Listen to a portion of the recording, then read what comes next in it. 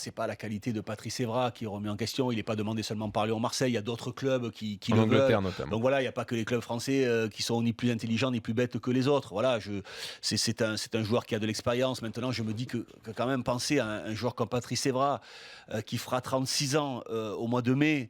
Voilà, il va vouloir au moins 1 an et demi de contrat. Donc ça va l'amener à 37 ans et demi. Voilà, 37 ans passés.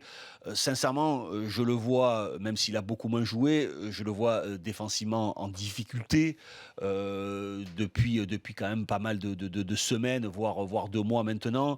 Alors vous dire que Patrice Evra est mon joueur préféré, ce n'est pas vrai. J'ai beaucoup d'admiration pour lui parce qu'il a une carrière. Je regardais justement en préparant l'émission son palmarès, c'est juste remarquable. Donc chapeau, bravo Monsieur Patrice Evra.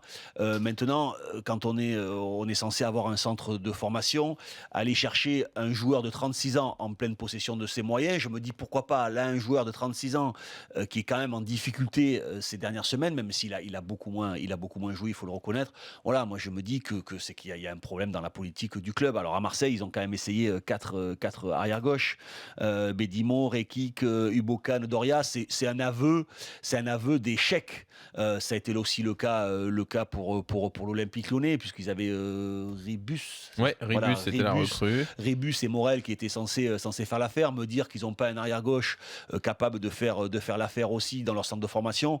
Je trouve voilà, je trouve que c'est plutôt embêtant. Je te dis pas que ça serait un mauvais choix, mais je trouve que ça serait plutôt embêtant et pas forcément un signe très positif pour un club français.